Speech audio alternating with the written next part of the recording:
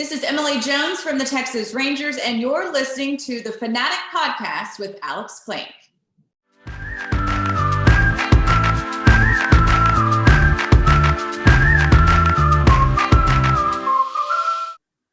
What's going on, Rangers Nation? It's Alex Plank with Dallas Sports Fanatic, and this is the Texas Rangers Fanatic podcast, episode 23. This is the Jose Trevino episode, apparently, or we're 2 years after gambling and legally drinking. I don't know. So I've got John Moore and I've got Chris Halicke with me. I tried to match things up a little bit. So I don't know. It's mid-March. It's mid-March. March Madness. Let's go. March Madness. By the time this comes out, everybody's brackets are going to be busted. It's great. Yeah, absolutely. We'll all be busted on it.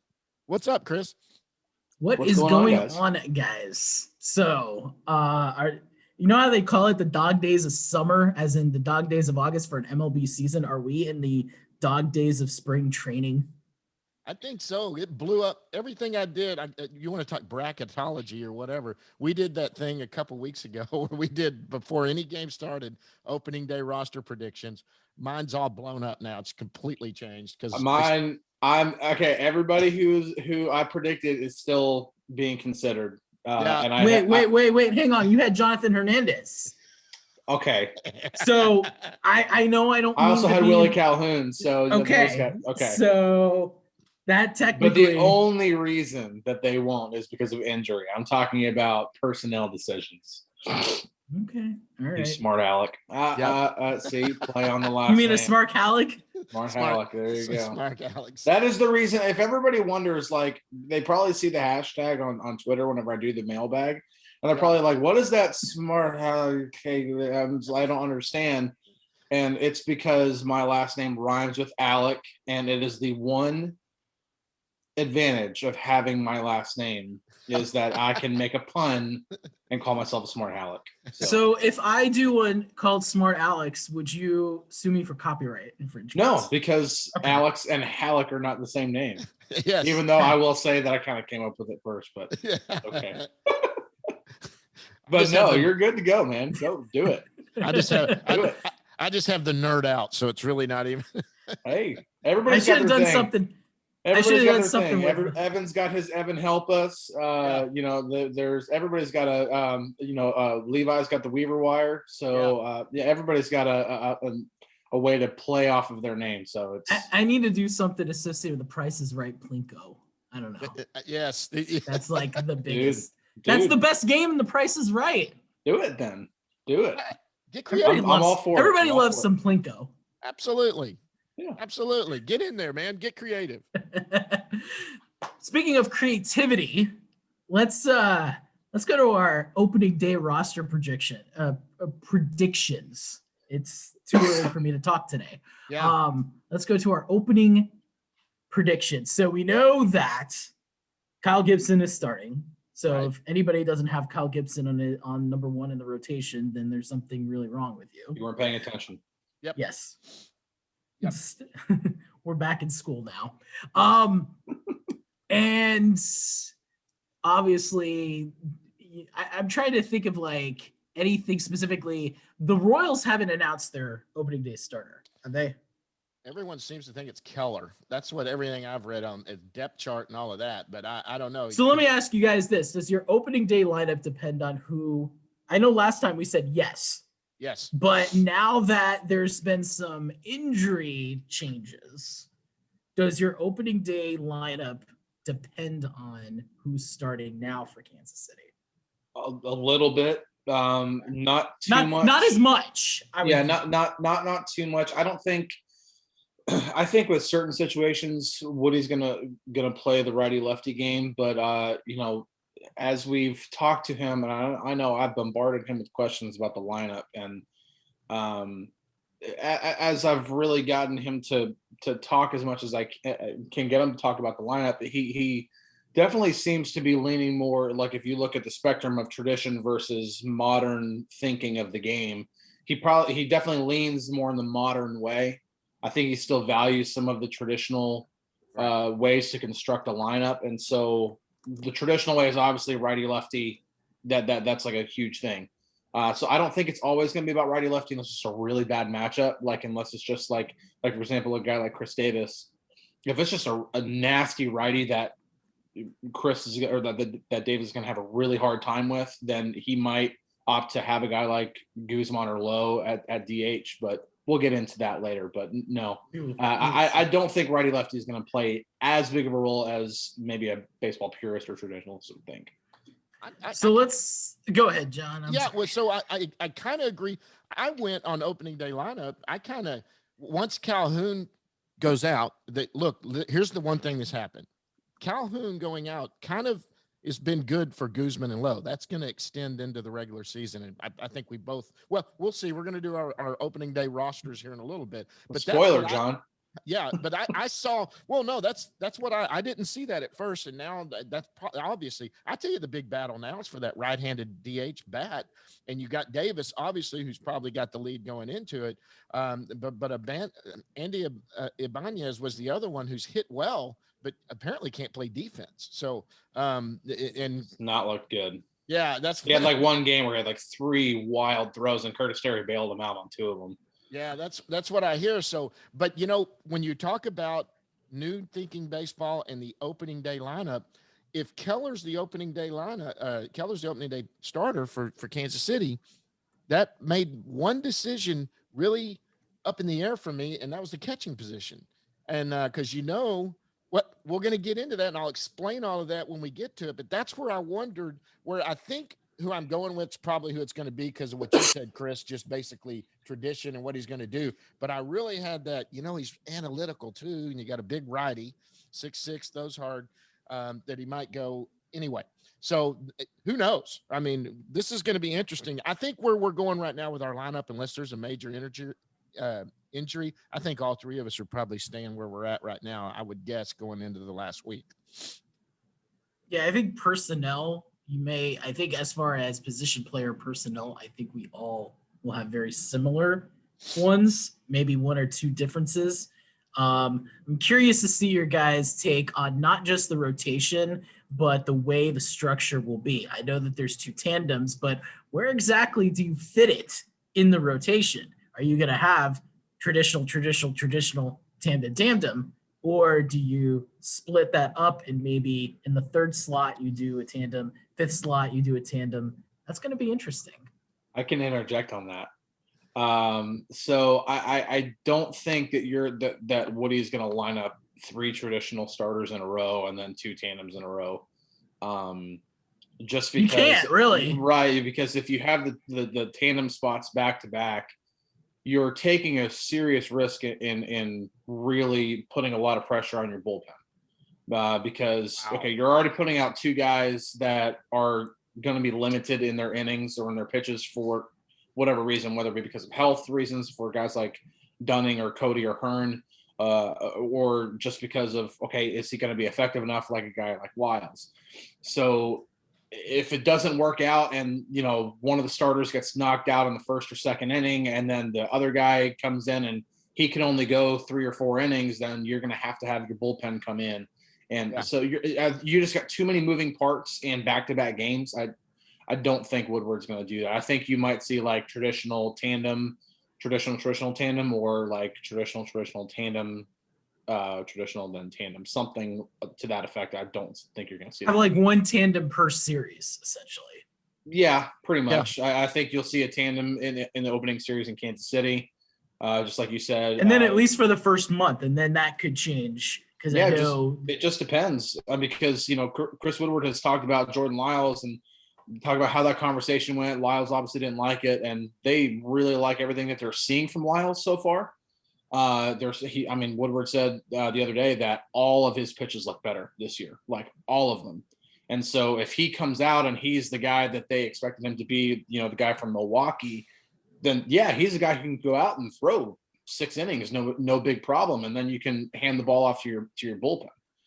Yeah, that's a good. And look, and as far as Lyles, I understand he's upset. He has every right to be upset. But you know what? There's one way to shut that up: go out, do what you're capable of doing, and you can fix the problem yourself, man. I hope you're mad. I hope you're really pissed. Then go out there and do what you're capable of. Seriously. I mean, that's the way I look at it. Woodward is going to, he's got a lot of arms to play with. He's going to do, 2020 was horrible for Lyles. And he's going to, and look, he looks great, but you know what? That's spring training can do different things on different people, different with the way they're hitting when they're looking and maybe working on something. Dude, go out and perform it's going to play itself out if you go out and do what you're capable of. Just to kind of throw it out there, spring training, I always feel like the Texas Rangers spring training, I know records don't matter, but it seems like the Rangers spring training performance has been a lot better than it has been in like the last 10 years. I always feel like this team is at the bottom of spring training. Now, again, even during their 2010, 2011 World Series runs, they're at the bottom. I don't know what that means. That could mean absolutely nothing. Yeah. And it probably does mean absolutely nothing, but I just find that kind of interesting. And I don't know what the rolled innings have anything to do with. Well, I think you were on the Zoom call with Woodward last night. You know, he was asked about, you know, how much, like, they've had a couple of these games where they fell behind early and then they just ended up coming back and scoring a bunch of runs and winning the game. And, you know, Woodward spoke to, okay, you know, yeah, these are spring training games and ultimately wins and losses don't matter, but it's all about creating that culture, that winning culture of like, okay, it doesn't matter if we're down, you know, or if we're up, whatever, we're going to try to score as many runs as we can. And, you know, when we're in, you know, in the field, we're going to do everything we can to limit the other team from scoring. It's all about that, creating that culture. It doesn't matter if it's a 4-inning game on the backfield, or it doesn't matter if it's a 9-inning game in Cactus League play, or if they're playing regular season in Globe Life Field or Yankee Stadium or wherever else. So I think it's all about creating that culture, and Woodward really spoke to that last night. And so I think that's a really big thing. Don't take. I mean, the Rangers have won. Like I don't remember the numbers. It's early, man. Leave me alone. But it's. I'm drinking Red Bull for a reason. The late night ones have gotten to you. Late night, dude. It's spring training for me too. I'm shifting my schedule around. I haven't gotten used to the late nights and waking up early yet. So, but the Rangers have been trending in terms of the win column in spring training, and people are like, "Oh, spring training, don't worry about it." But I do think it speaks to the type of culture. Now, there are going to be games where they're just going to be outplayed just because the other team was better. Of course, I mean, you look at other rosters in the American League. There's at least you can make an argument for a lot of teams that they have just better talent than the Rangers do. Oh, yeah. So they just might get outplayed. Doesn't matter how good the Rangers play, and that's fine as long as they're competing to try to win. I think that's what the Rangers really want to see more than anything. I know a lot of people were groaning about earlier in the week's game against San Francisco, but how much were you guys actually smirking by the way the at-bats were? I know in the fourth inning when they scored 7, that was like, what, a 45-pitch inning for San Francisco, which I know late night, so I'm sure people are like, let's just get this thing over with. But at the same time, to see those quality at-bats in a game where you don't really need, I mean, if you're trying to make the team, you're having quality, but you're having guys like Gallo have quality at-bats, Dahl having quality at-bats, who are on the team. And then even yesterday, Leote, Eli White, Chris Davis, Nate Lowe. I know Eli's had a good spring, but those other 3 who everybody's like, oh, they're scuffling, they're not playing well, to have them have the night that they had yesterday, that's got to be even better than just coming back and beating the Reds. Competition, man. Competition's fun. I think when you got competition, I mean, you've got to step up your game, and it's fun to see. Look, Lowe started out horrible. Now he's starting to get his bat underneath him. Seems to be getting his legs. Look at Chris Davis, B-game home run, 2 home runs last night. And there was no guarantee Chris Davis is on this opening day roster. Taveras is looking at Eli White. He kind of thought he was the opening day leadoff hitter coming into this thing and going to be the center fielder. And Eli White said, hang on a minute. And he's just playing. I think competition breeds competition. And finally, there's actually lip service and words going to what Woodward said the last 2 years, because Odor would be coming in and everybody knew Odor was going to get a longer leash as they tried to get this out. And they basically, before the spring training even started, told both of them, you need to learn a new position because your job is not secure. And all of us were like, whoa, they announced this before the season started. Of course, they trade Elvis, but I mean, that's like, okay, you know what? So in other words, you already know going in, Odor, you're going to have to earn your spot. I think the competition is what's really good to watch. You're seeing the follow through too. You can say going into offseason, oh, your job's not secure, but it's about actions. Yep. And you're seeing that, hey, your job is not secure. Like we're showing it right now. And so to see that more so than just saying it. So like I could tell you guys anything. Now, whether or not I follow through is a different story. Absolutely. Which I will always follow through, but I was using this as an example. But I mean, that's the thing. Like you see teams all the time. Well, he's a big asset on our team. You say that, but then you go ahead and trade him. So I think that's what we're seeing is you're seeing that competition and you're seeing, hey, you play well, you earn playing time. We are showing that rather than just saying it. Yep. And it's about time. And that's what a rebuilding season is. That's what you've got to do. And for Ranger fans, you know, I the ones that are still yelling at they got to fire Woodward, they got to fire JD and all of that, it's like, man, this is not the time to do that. They are not going to win 85 to 90 games, and you better get over it now. And that's not a bad thing. It's a great. They could, but it's not likely. But they could. Yeah. Oh, sure. They could roll off 100 wins if they just everything fell into place, and you know everybody's capable of what they're doing. But it realistically, anyone that knows baseball realistically is sitting there and going, "This is still could be your great season and a fun season to watch, even if they only win 70 to 75 games." Just one thing to kind of close this section off is I think it's a sight for sore eyes. You know, we look at like last year I don't think anybody was predicting that the Rangers were going to be like, oh, they're like going to be legitimate playoff contenders. But you looked at the rotation, you looked at an improved lineup, you're like, okay, this Rangers team could make some noise. And then obviously COVID happened and we didn't really get to see how it was going to play out. You know, who knows if Kluber even ends up hurting his shoulder, you know, who knows? Right. But I even looked back at spring training and I look at the battle between Ronald Guzman and Greg Bird at first base, and like neither guy was able to take the bull. Yeah, neither guy was able to take the bull by the horns. Connor Falefa did. Yeah, Connor Falefa did, and then then Todd Frazier, because of his versatility and willingness, can just shift over to first base, no big deal. This year, it's like, okay, Guzman and Lowe both having good camps in their own right. Nick Solak starting to really turn it on, doing everything he can to claim second base. Odor looking way better at third base than almost anybody anticipated, and his at-bat quality has been pretty good. Not even looking at results, just looking at, is he doing the right things? I wrote a story about that, and Woodward did a really great job of diving into detail for that story. So, you look, Tavares and White, you look at all the pitchers who are doing pretty well right now. I mean, you look at down the line, there's not like one guy where you're like, oh, well, Lyles is just getting hit hard every single time, or Hearn's getting hit hard. And like, no, like these guys, maybe outside of a couple of outliers, are really solid. And so you're seeing a lot of competition, like you talking about, competition breeds competition. And I think when you look at last year, where the optimism level was a little higher maybe, and then this year it's definitely more pessimistic around the fan base.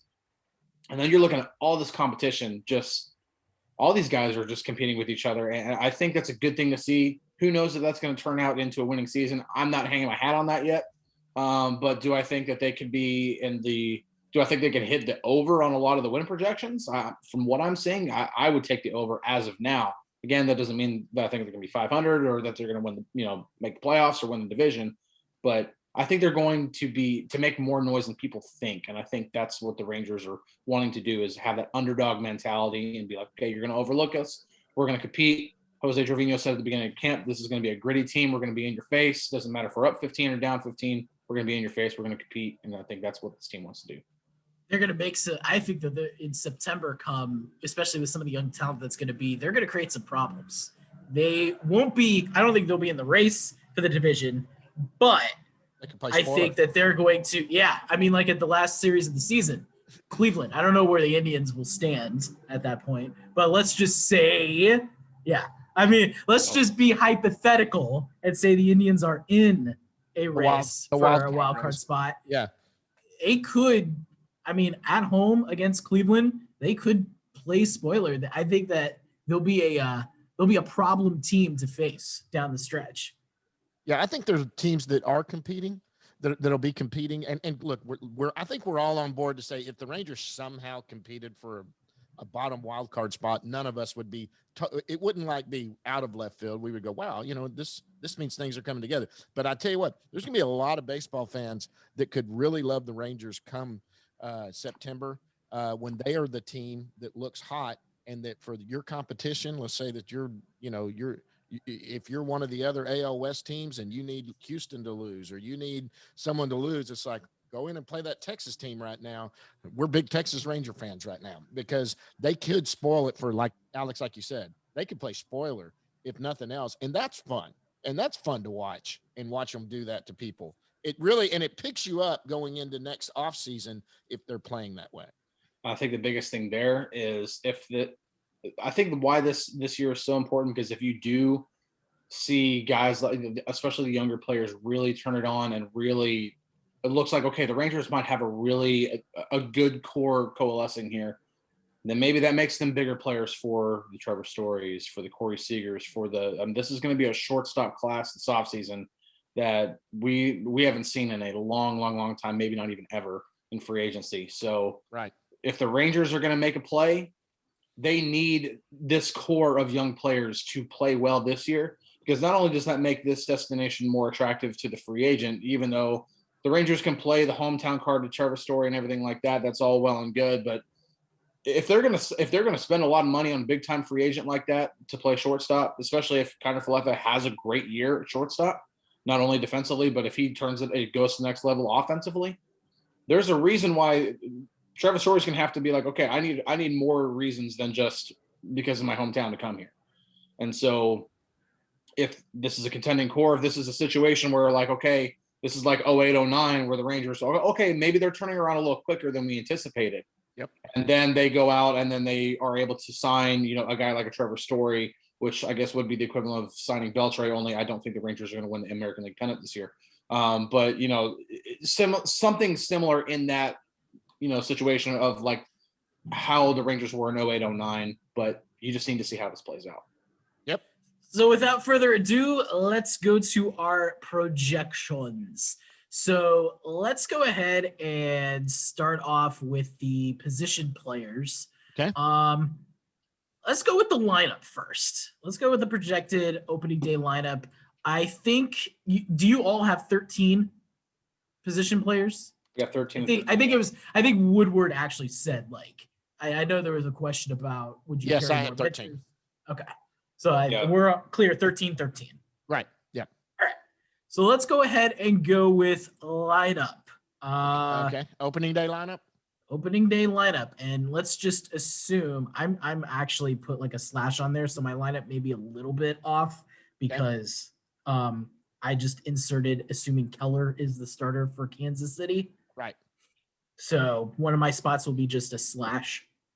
But all right, go ahead, John. What you got? So I've got here's what I have seen that's happened right now. Leody Taveras has not won the opening the number one slot in the lineup. I don't think he starts the season leading off. I had him leading off in our preseason projection before they even started spring training. Kiner Falefa seems to be the guy that's won that job. So I've got Kiner Falefa at shortstop. I've got David Dahl batting second in left field. And now we're going with Keller. Okay. So I've got Gallo in right field batting third. I have Lowe at DH playing, and don't read into this, folks. I've got Lowe at DH and Guzman batting fifth at first base. Don't read into that. My point is they are analytical. It is a right-hander. Both are going to be in the lineup. And if you're playing analytics, let's just face it, Guzman's a better first baseman. So that's the reason he's going to start at first base. It's not because Lowe's doesn't have a chance to win the job. He's just going to get both bats in the lineup and put his best lineup out there, and Guzman's your better first baseman. So we got Kiner Falefa, Dahl, Gallo, Lowe, Guzman fifth at first base. Then the surprise, and this one I'm proud of, Odor at third base is batting sixth. And for the first time in a long time, Odor has earned a job. and he has earned the third base job, played some amazing third base, been the best third baseman on the team right now defensively. So he's batting 6th. I've got Solak at second base, batting 7th. Here's where I went with Trevino, even though Heim's a switch hitter and can bat left-handed. I look at what Gibson's done. He's the starting pitcher. I look at what he's done, and Trevino seems to be catching him every time. They just seem to be in a gel. So I'm going to go in and put Trevino starting at catcher. Heim is my question mark / because I think Heim's going to end up being pretty good. But Trevino and something with the way he's calling the game or whatever he's doing, him and Gibson are hitting it off well. And then I've got Tavares in center field batting 9th, and of course we know who's starting. That's already been set. Kyle Gibson on the bump. Do you want to just give your 4 bench players? I can. Let's see. I've got mine split up by infield, outfield, catcher. So I've got Jonah Heim. I've got as the backup catcher. I've got Charlie Culberson making the team as the backup infielder. And then I have Chris Davis and Eli White making the team. So as the outfielders and the DH. And Eli White bats right-handed. I mean, let's be honest. If he's not going to, he's probably going to be, he's a right-handed bat. Does he DH? It would be a waste to put him at DH because he's so good defensively. But, I mean, he's another right-handed bat. All right, Chris, what you got? First of all, do you have the same personnel? No, I don't. Yeah, and my order is a little different, but I think we're not at a point where we're gonna. I mean, I haven't seen your lineup, Alex, so I don't want to speak for you, but I think the top third is pretty solidified right now. Not only because of the way they performed in the last couple of days, but just because of everything that I've heard from Chris Woodward from seeing it.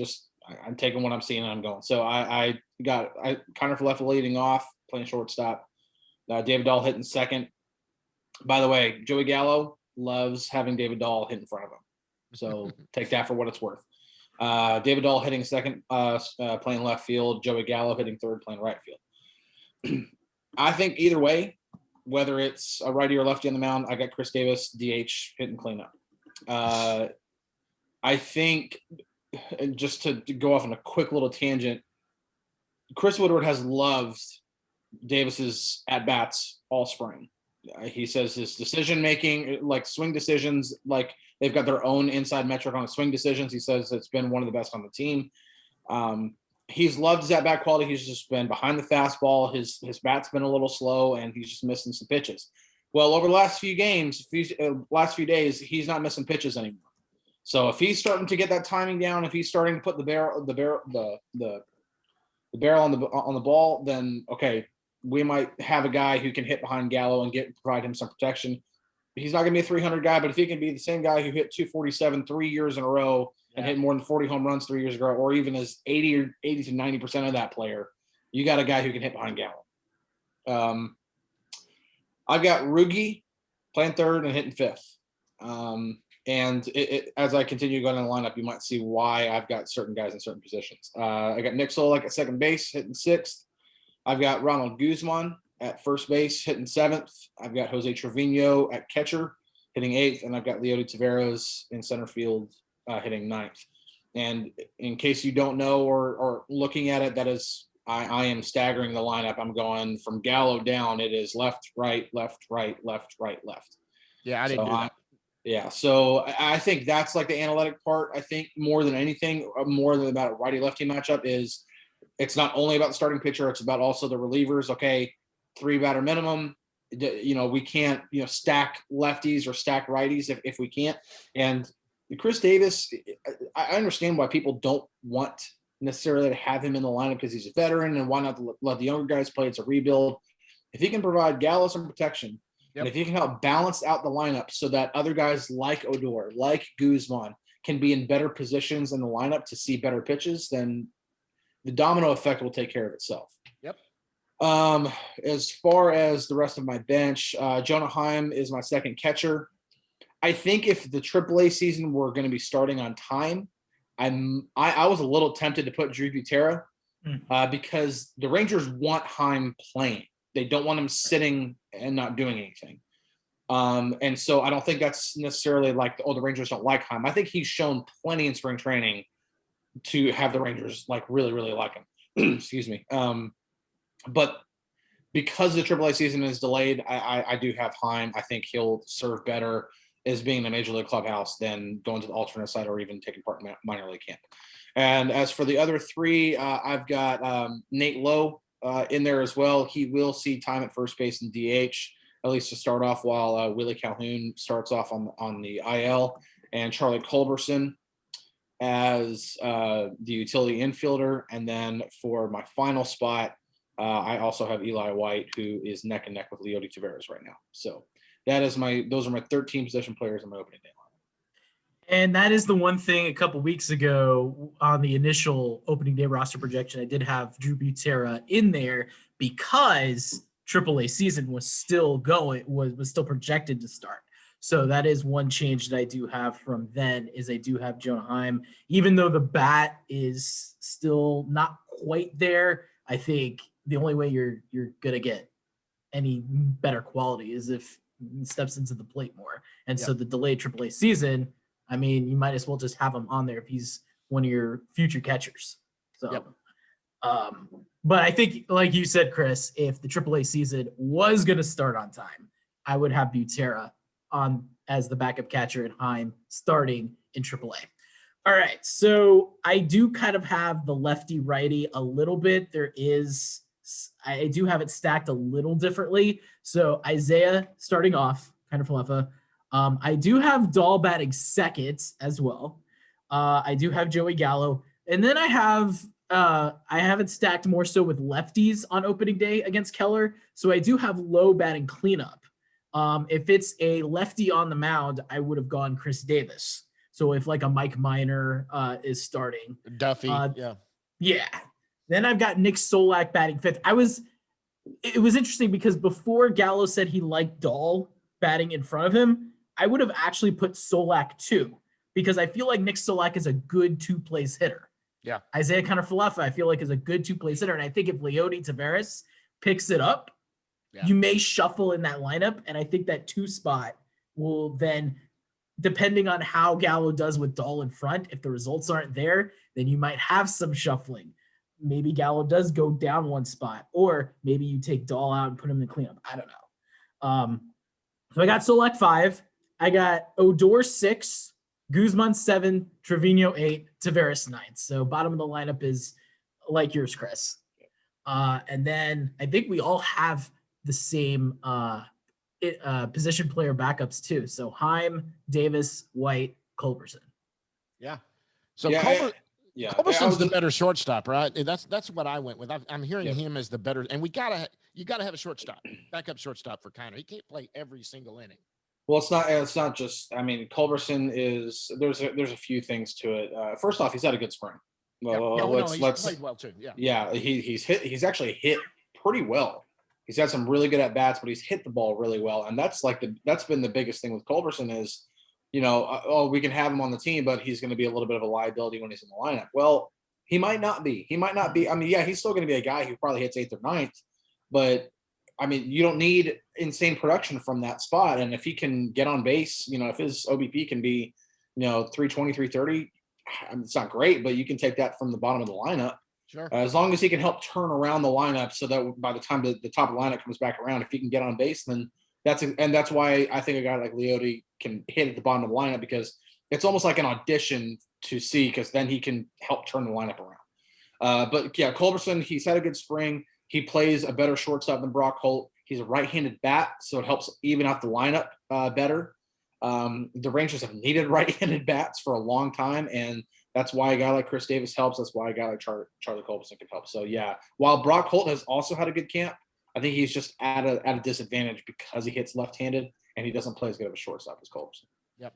And I think from the Eli White perspective, I think you want him concentrated on one outfield, not outfield and infield. He hasn't worked out in the infield at all. So yeah, so I know that was somewhat of a possibility that some had mentioned, but I think you just stick him in the outfield and you have to remember too, and Chris said this on one of the Zoom calls when he was talking about Odor playing third base. You don't need to take ground balls at second base. You know how to play second base. I could throw you over at second base. Eli White came up a shortstop and a middle infielder. In an emergency situation, you know how to play infield. You've got a glove. If I have to throw you at infield, I can do that. You need to concentrate because you're going to be an outfielder on this team. So, just really one thing really quick about like switching positions. There was one game, I don't remember, it was a game earlier this week where the Rangers were in the shift, and you're thinking, okay, I've been kind of wondering, like, okay, how are the Rangers going to handle the shift? If you've got either go, lower Guzman at first base, but then you've got Solak, Kiner Falefa, and Odor finishing out the rest of the diamond. How do you handle the shift? Right. Does Kiner Falefa stay on the left side of second base, and then Odor goes back to a traditional second base spot?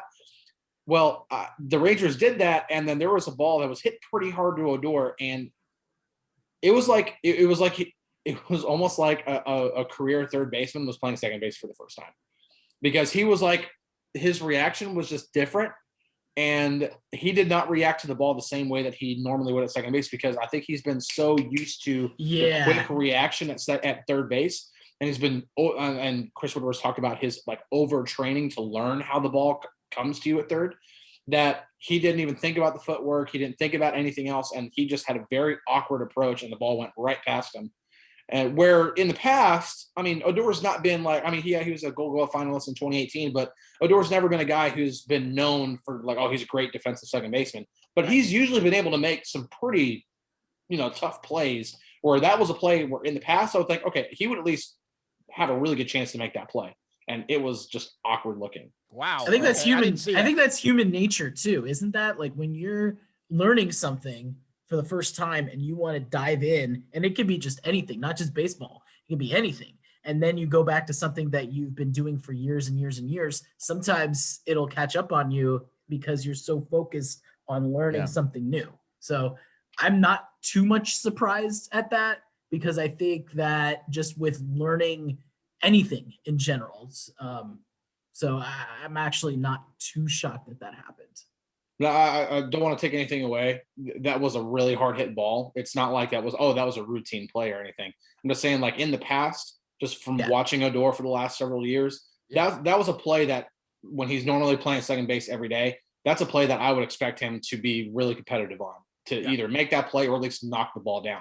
Just his reaction was just totally different. Like it was just like, okay, I think he's, like you said, he's like really dove into playing third base. And that's a big testament to this guy's wanted to play second base. And he kind of, at the beginning of spring, he was like talking about like, I'll leave that to Woody. I've never played the position and everything like that. But for everything we've seen, he has taken on that. He's only had like one really big mess up. It was like a horrible throw that like sailed like over Nate Lowe at first base. But like other than that, he's made the charging barehanded plays. He's made the diving plays in the hole.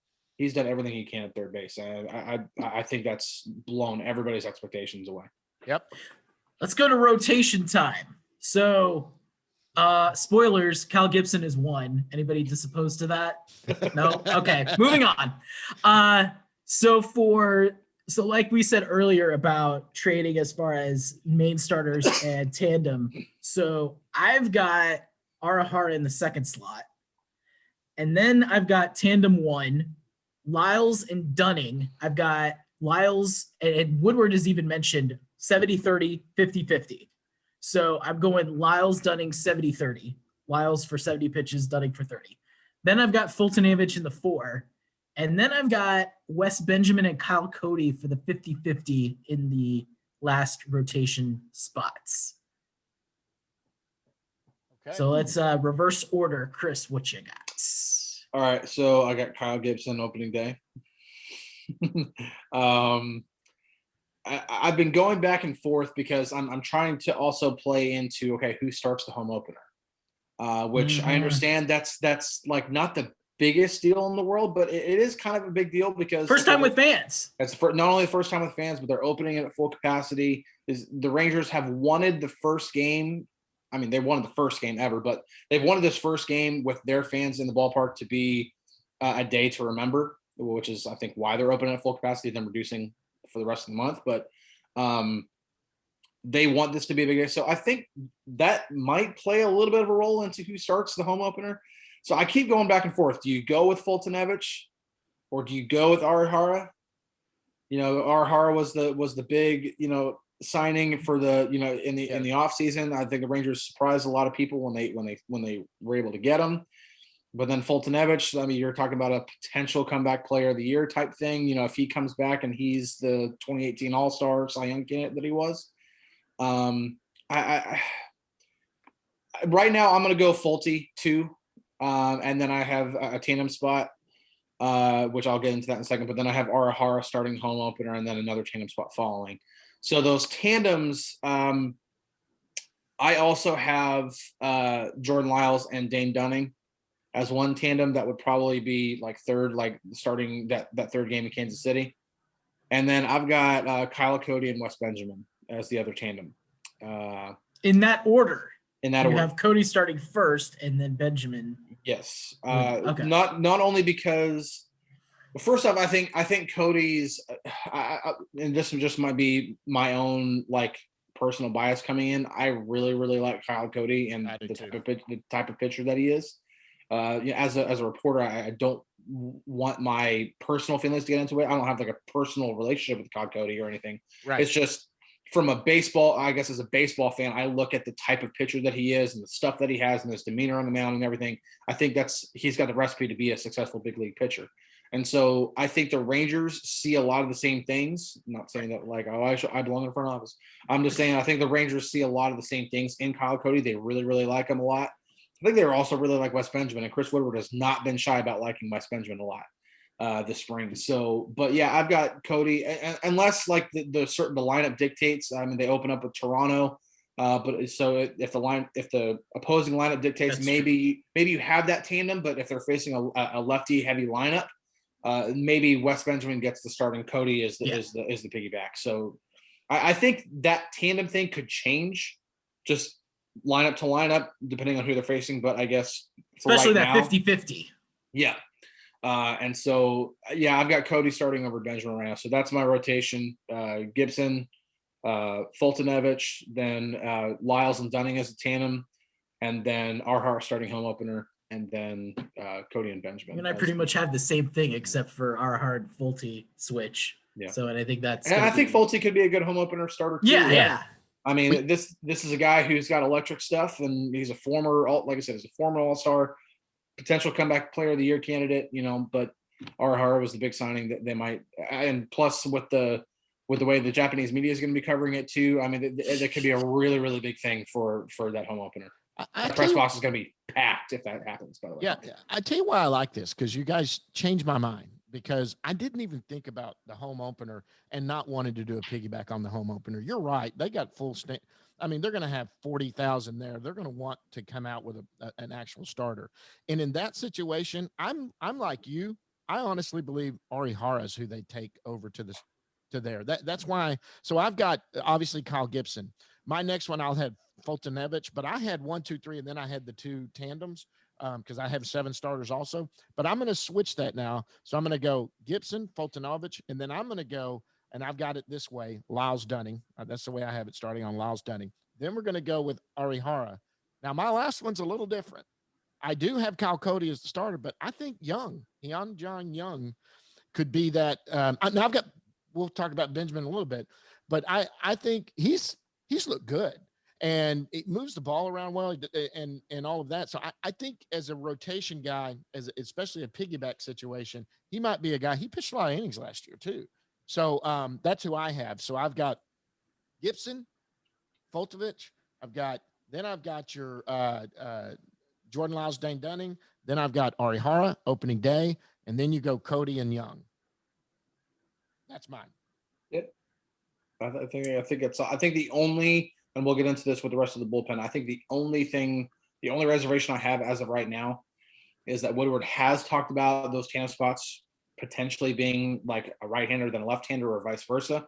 Yeah. And so pairing up Dunning and Lyles is 2 right-handers. And so I kind of wonder, okay, does one of those guys, just because the Rangers might want to go with a righty-lefty in the tandem, does that mean Lyles is relegated to a long relief option in the bullpen, or is Dunning relegated to that?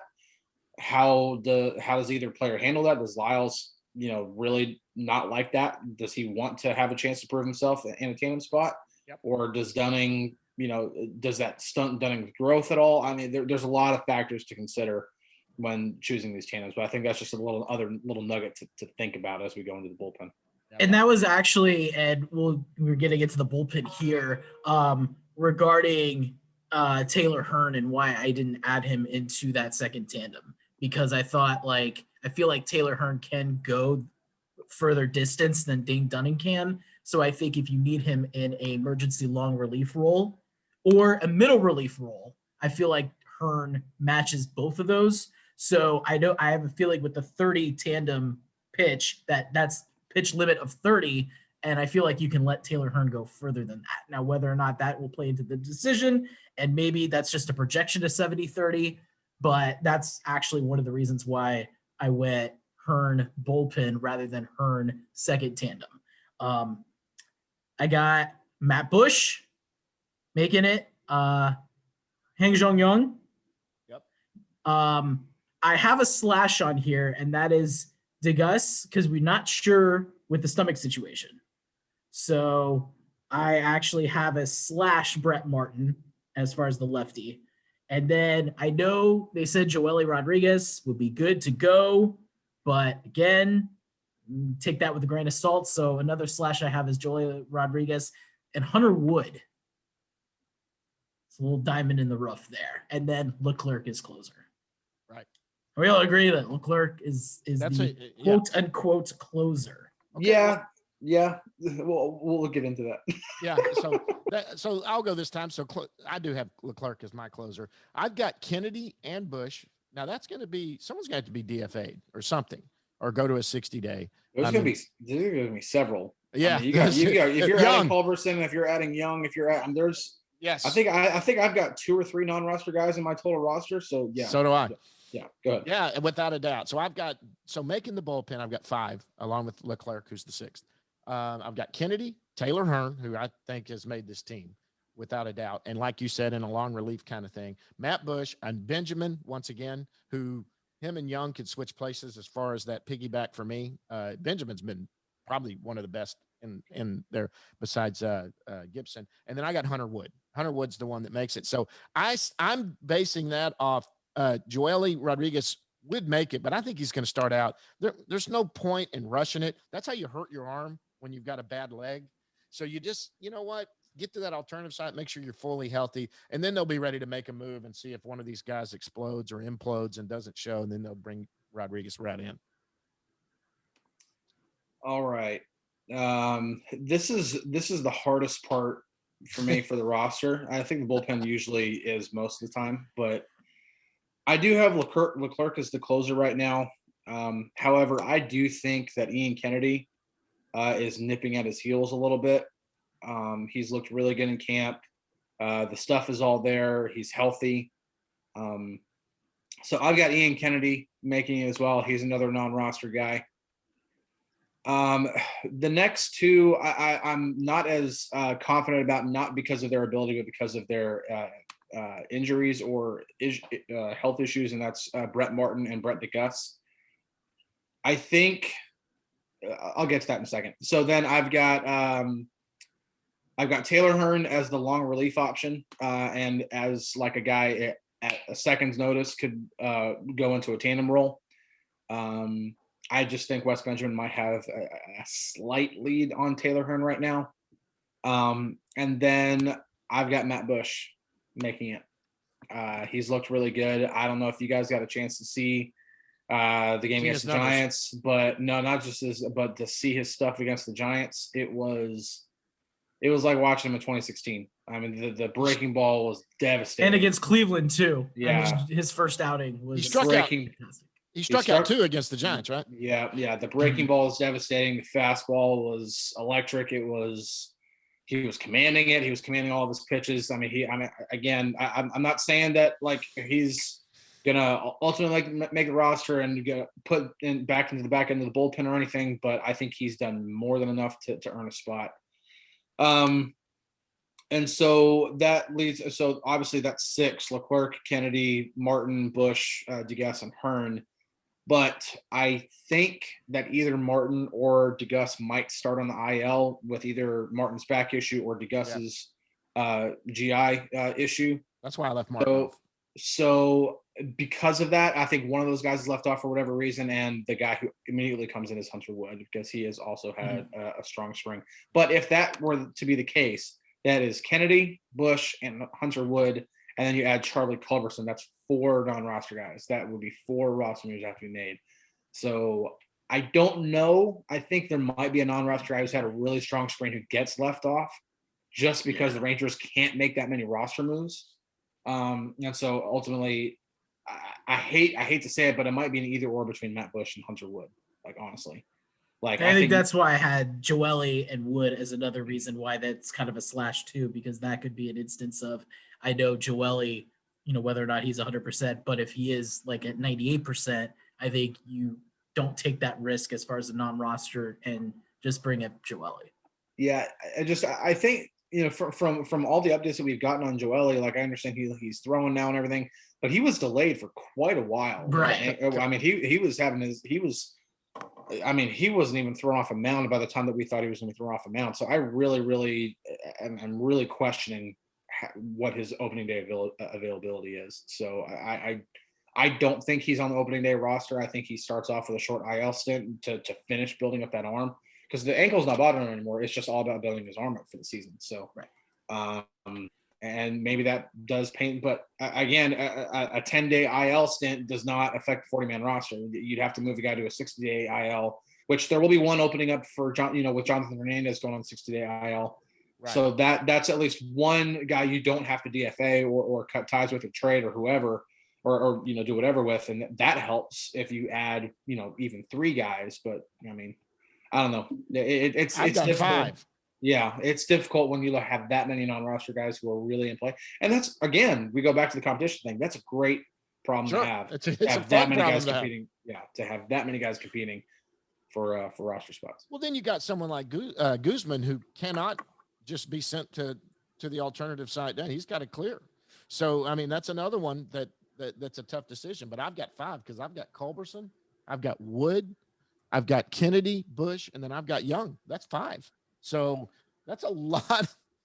That's a lot of balls in the air right there. I mean, and I hate to say it, I had him as my starting rotation, but there are some guys that might go to I don't know, someone like a Palumbo.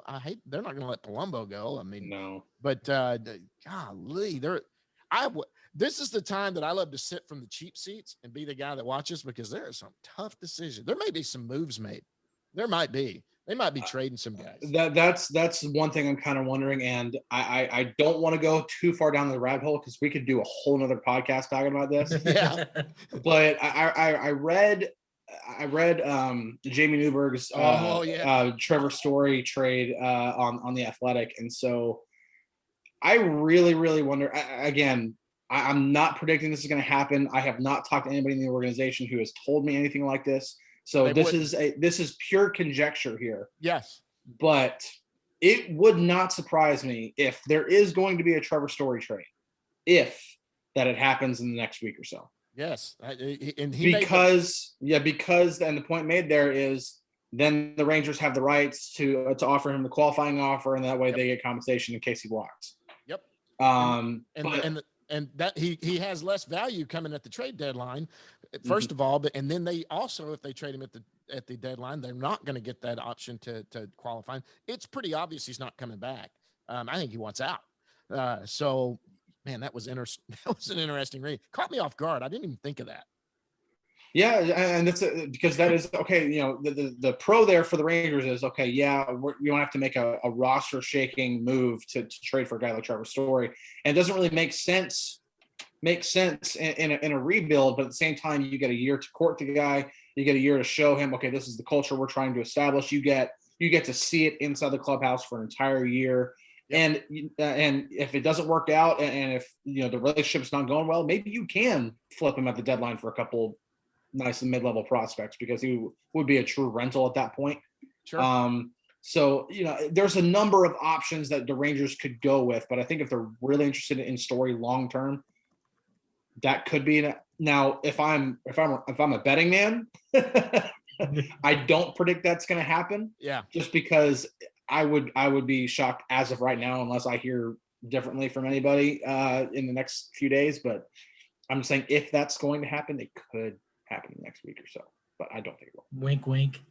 I don't think it will. No. Let me emphasize that I do not think a Trevor Story trade is going to happen. Well, Jamie. I hope I'm wrong, but yeah, I don't think that's going to happen. Jamie pulled off this trade with a guy that covers the Rockies. So apparently the feeling on that side was, hey, in those two, the door might be open to at least discuss it. But like you said, this is full conjecture here. This is totally just throwing out things, but they're going to have to, it wouldn't surprise me if some trades are made. That's the thing, because they've got some roster spots they've got to move somewhere. Yeah, especially if they have like decided, okay, this many non-roster guys, we are going to put them on the opening day roster. If it's 3 or 4, right? I have a hard time seeing 5, but I mean, and the thing is that there's, again, we go back to the competition. There's a legitimate argument for 5 non-roster guys to make the roster. Yep. It's just there's a lot of, I mean, you're talking about moving parts. Yeah, you're talking about 4, minus the Jonathan Hernandez DL or IL move. You're talking about 4 guys they would have to somehow remove from the roster without trying to lose any of them. And that to me, it's going to be hard. It's hard enough to do that with 1 player, and not only 2, but you're talking about possibly 3 or 4. That's just, like you said, a lot of moving parts. Yep. Any opposed to any of ours? I think we all kind of had somewhat similar thought process. Maybe 1 or 2 guys here and there. And I think for the most part, I was actually shocked how close we all have it together.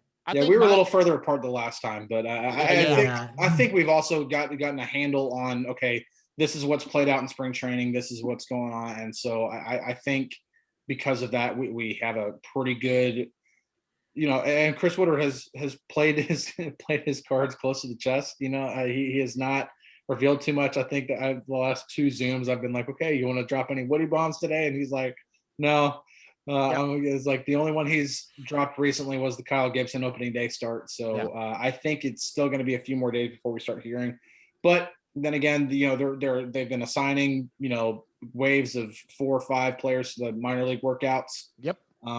So we got an answer on Curtis Terry. We knew his chances were pretty slim, even though he's had a really strong camp. But we got an answer on him already. So we might get more answers over the next few days. But I think I had the biggest. This is the fun time of the year, man. Baseball season is less than 2 weeks away. I might have had the biggest outlier with Young, that they would have to create a spot for him, and that was my one guy that was, because we all have Hunter Wood, we've all got Bush, and did you have Bush or do you? I had Bush. I did not have Young. Yeah, I'm the only one that has Young. So that I did too. Yeah, you did. So you didn't have somebody who did. You had Culberson too. I had some slashes, so yes, I may have been. That's what it was. But for injury purposes. For injury purposes, Chris. Yes, does that sound familiar? It does. I don't know what you're talking about though. All right, guys, this was fun. Really appreciate it. And yes, from 2 weeks from. I don't even 2 weeks from today, because 2 weeks. So do we want to give one final stab at this next week? Yeah, I say we can fit it in. I think we'll have a lot more answers by that point. So maybe it'll be a little bit more of a season preview more than a prediction. But be a preview and our final prediction before that, because they're going to make those decisions on the last day. And we do predictions because we want to feel smart. Absolutely. And be like, oh yeah. Even though we already know the answer. Like I predict Kyle Gibson will start. You guys didn't know the answer. We did. Well, Alex, thanks for having us on. Appreciate it, guys. Chris, you do this next week, right? You're going to host it? Yeah, I'll host it, and I will not probably have this glamorous background next week. Everybody has to see the beauty of Pittsburgh, Pennsylvania. You know what? It is one of the most underrated cities in the country. I'm not saying that because my entire family's from there. I really am saying bias. It really is. It's one of the nicest smaller cities in the country. I really believe that. And it is not the smoggy city that people will expect it to be Right. from the 70s and 80s because of the steel mills and everything. And plus, it's a great place to go catch a baseball game because that Absolutely. ballpark is PNC is on the list. It's on the list for sure.